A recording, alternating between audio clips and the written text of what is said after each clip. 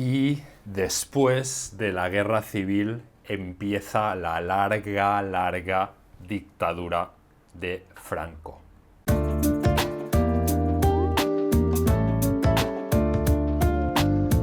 Hola, pues sí, como os dije en el vídeo de la guerra civil, acaba la guerra civil y esto lleva a muchos cambios, cambian muchas cosas en España, ¿no? Franco llega al poder. Franco es el dictador de la dictadura franquista, claro. Francisco Franco, ¿no? A veces también llamado el caudillo. Entonces, como siempre, había partes de la población que estaban a favor y que estaban en contra. A favor de Franco teníamos el ejército. Esto, sí, es un tanque. ¡Pum! No sé si se ve muy claro. El ejército, la iglesia católica, la Falange. La Falange era el partido político fascista, ¿no? Con ideas fascistas. Algo así, son flechas. La Falange y luego los tecnócratas. Los tecnócratas, los voy a dibujar así. Los tecnócratas son profesionales administrativos del gobierno, con cargos en la administración del gobierno, en los ministros. Estos estaban a favor de Franco, apoyaban a Franco. En contra tenemos los partidos políticos de izquierda antiguos, anteriores a la guerra, aunque en este momento estaban prohibidos y solo seguían existiendo de manera no oficial, escondiéndose, ¿no? Tenemos el Partido Socialista Obrero Español, el Partido Comunista de España y la Comisión Nacional de Trabajadores. Entonces, otro grupo que no apoyaba a Franco eran los monárquicos, las personas que querían que hubiese un rey en España, porque con Franco no había rey. Luego, también la guerrilla, voy a dibujar aquí, no sé, como un rifle. La guerrilla son las personas que después del final de la guerra quedaron en las montañas normalmente y seguían de vez en cuando luchando, intentando pues continuar, intentando ganar la guerra que ya no había en verdad.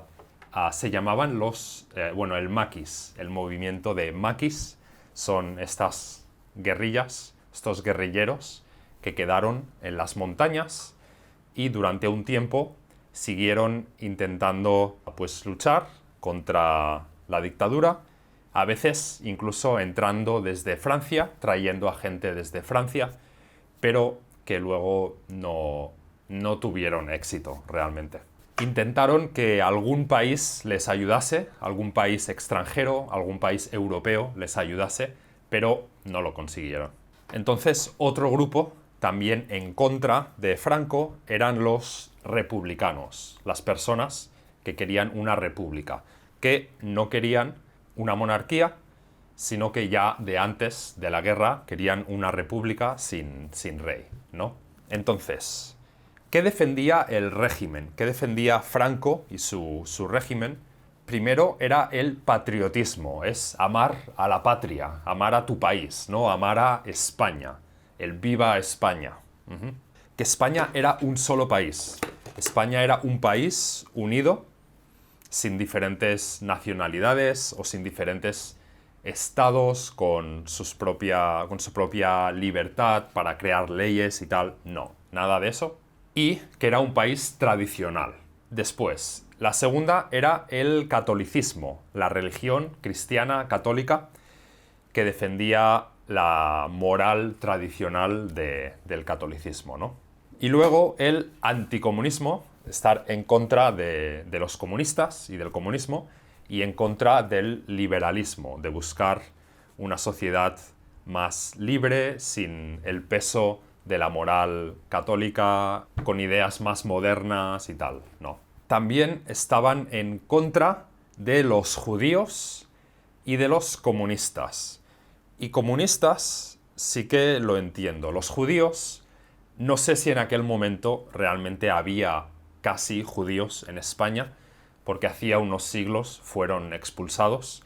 No sé en la práctica si se hizo algo contra los judíos, pero o si fue más bien algo por compartir ideas con Alemania, con el partido nazi y tal, o qué, ¿no? Pero contra los comunistas sí, los comunistas se siguieron persiguiendo después de la guerra. También estaba en contra de la democracia. La dictadura de Franco no quería democracia. Y durante la dictadura también no hubo libertad de expresión. Estaban en contra de la libertad de expresión, incluso impusieron censura. Durante la dictadura, los libros que se publicaban y las películas que se mostraban en el cine tenían que estar censuradas, tenían que pasar por un censor. El censor decidía si se podía mostrar o si no se podía mostrar, y si se mostraba, qué partes se tenían que quitar, quitando cosas como, que a una mujer se le ve la pierna, que lleva pantalones cortos o algo así, ¿no? Pues muchas cosas se quitaban para la versión que se mostraba en España. Entonces, al principio del franquismo, la Falange, el partido de la Falange, es el que más poder tiene, el que más influencia a Franco. Entonces, también estaba Ramón Serrano Suñer. Ramón Serrano Suñer era el cuñado de Franco y al principio de la dictadura fue también una figura importante. Luego os hablaré un poco más de él.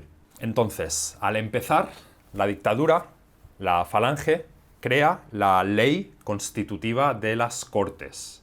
Las Cortes es el gobierno, ¿no? Es donde se reúnen los políticos para discutir. Dependiendo del país, puede ser un senado, un parlamento. Estos son las Cortes, básicamente, ¿no? Senado, parlamento, si los hay. Aunque en este momento esto es una cámara, ¿no? Una cámara, las Cortes, una habitación con mucha gente, que básicamente está al servicio de Franco. Está para decidir lo que Franco ya ha decidido, ya quiere, ¿no?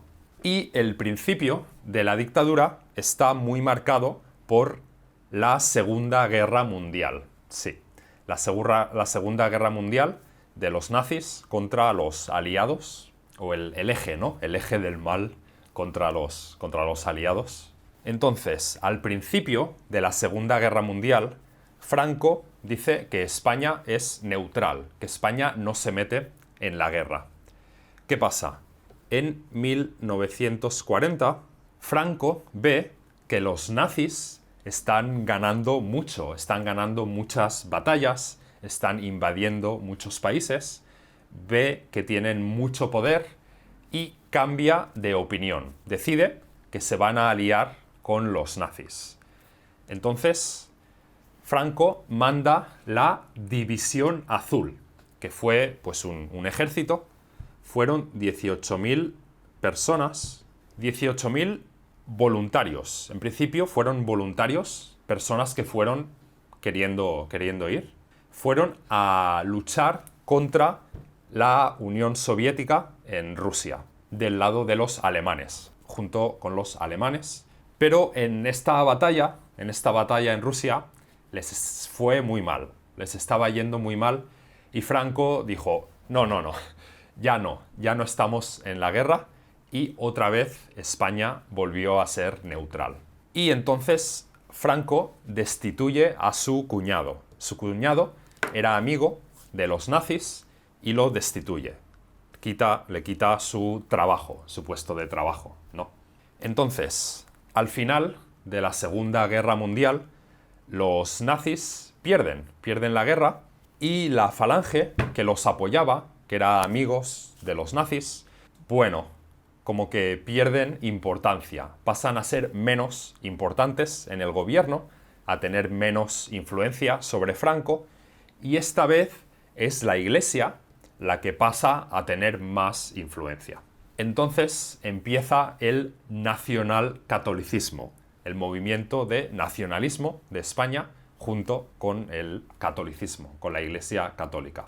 Pero después de la Segunda Guerra Mundial, España empieza a verse rechazada por otros países europeos, ¿no? Otros países europeos empiezan a rechazar a España, decir que es una dictadura. Los demás países condenaban que España fuera una dictadura. España no entró en la ONU, no entró en las Naciones Unidas, no. Muchos embajadores de otros países que estaban en las embajadas de su país, en Madrid, se fueron, los retiraron de las embajadas. Francia cerró la frontera. Francia cerró la frontera. Entonces, durante el principio de la dictadura, España fue bastante autárquica. Hubo autarquía, que quiere decir que España estaba aislada y tenía que producir sus propios recursos. Tenía que cultivar su propia comida,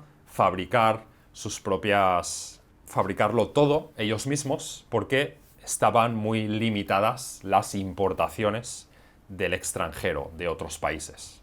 Entonces, como España venía de una guerra y ya estaba mal, con esta situación fue todavía peor y, bueno, se conoce como los años del hambre, porque mucha gente pasó hambre, la situación de la economía pues estaba muy mal, la economía estuvo muy mal. Pero entonces llegó la Guerra Fría. La Guerra Fría, ¿no?, contra la Unión Soviética, y en los años 50, en 1950 y pico, los años 50, Estados Unidos empieza a considerar España como un aliado, porque España también estaba en contra del comunismo, y debido a esto, los demás países, otros países europeos, empiezan a ceder un poco con España, empiezan a hacer ya algunos tratados y tal. Entonces, en esta época hay un cambio, se crea la ley de sucesión, por la que Franco decide que España es una monarquía. En España, sí, España es una monarquía. ¿Hay rey? No hay rey, pero lo habrá. Cuando Franco se muera, la siguiente persona, que será el jefe de Estado, será el rey. Pero por ahora no, por ahora solamente Franco. Lo que pasa que con un país que está gobernado sobre todo por la Iglesia, no por políticos buenos, no por personas que se les diese bien la administración del Estado, de la economía y tal, mucha gente se empieza a cansar. Gente en contra del franquismo, pero también gente a favor del franquismo. Empieza a haber enfrentamientos entre la Iglesia y la Falange. Entonces, Franco decide darle más poder a los tecnócratas, darle más poder a personas que por lo menos saben algo de llevar el país, la economía y tal. Y los tecnócratas deciden crear más leyes. Una de ellas es la Ley Orgánica del Estado. Es una ley que dice en el futuro como si, bueno, cuando Franco muera, incluso en ese momento, ya desde ahora y hacia el futuro, cuál será la estructura del gobierno. Separa el cargo del jefe de Estado y presidente del gobierno, ¿no? Jefe de Estado sería como el presidente de la República y el presidente del gobierno es como el primer ministro. En otros países se llama primer ministro. Entonces, el sucesor de Franco, el que sería el jefe de Estado después de Franco, se escoge a Juan Carlos de Borbón, el que más adelante sería el rey Juan Carlos. Se escoge a Juan Carlos como el futuro rey. Pero el padre de Juan Carlos todavía estaba vivo, todavía no estaba muerto, pero no lo escogieron como rey porque su padre era liberal. Su padre no estaba de acuerdo con las ideas más tradicionales del franquismo.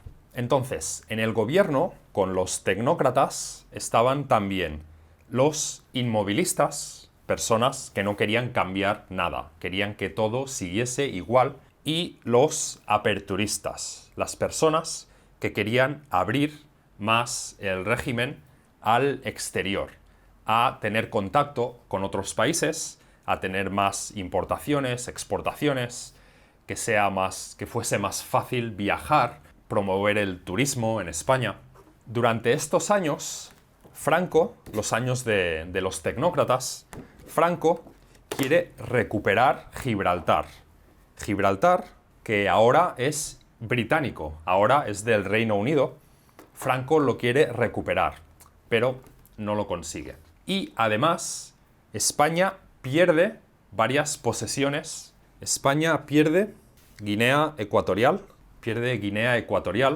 que se independiza en 1968, se convierte en un país independiente, y el Sáhara Occidental, que España lo abandona en 1975. España se va del Sáhara Occidental. Entonces llegamos a la última etapa, la última fase de la dictadura, que es el declive del régimen. Entonces se pone a Carrero Blanco a cargo del gobierno. Carrero Blanco intenta relanzar la economía, intenta que mejore la economía de España. Y firmó tratados de comercio con China, incluso con muchos países, incluidos muchos países de Europa, pero incluso con China y con Alemania del Este, que era comunista en ese momento. Cambió el sistema educativo, la educación, y en 1959 se consigue arreglar bastante la economía.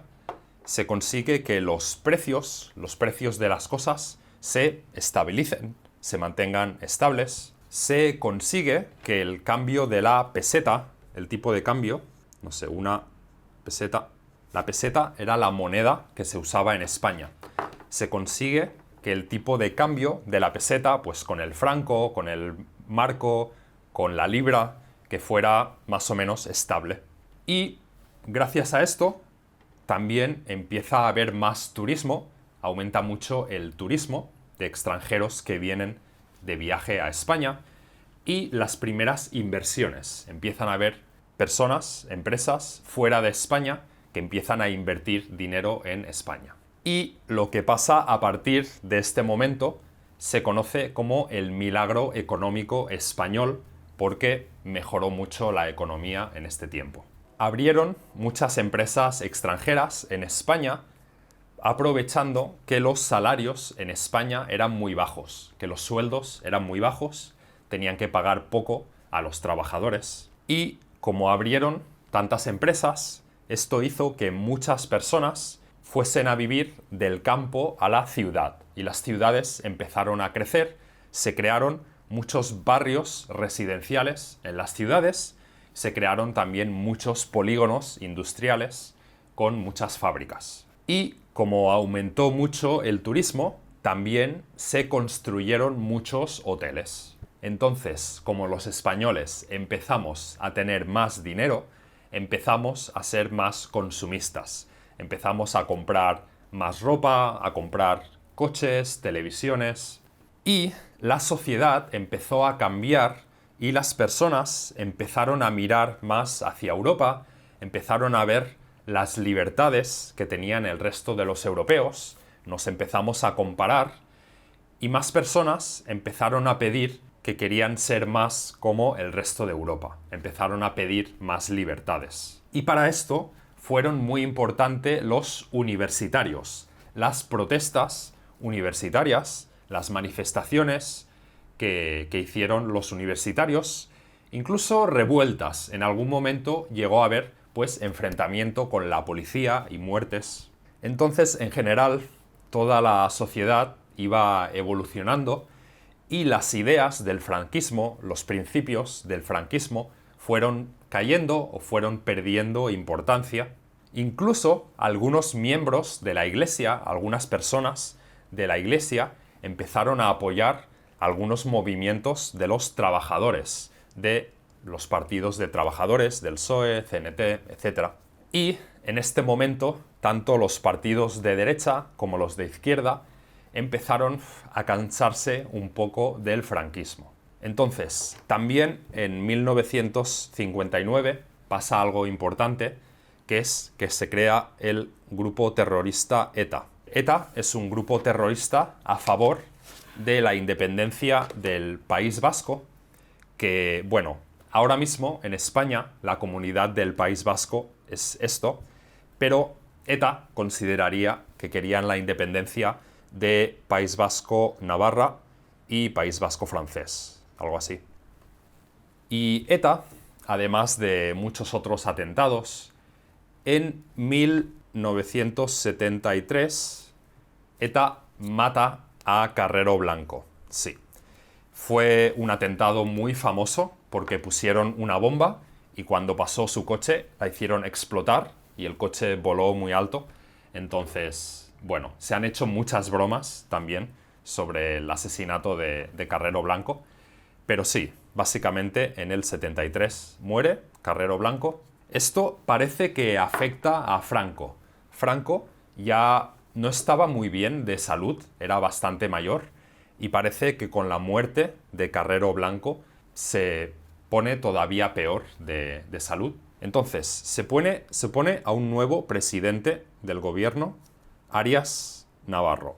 Arias Navarro intenta cambiar la ley para permitir los partidos políticos. Seguramente con ciertas limitaciones y tal, pero para permitir que hubiesen otros partidos políticos. Pero la falange se queja, no quiere, y Franco dice que no se va a hacer.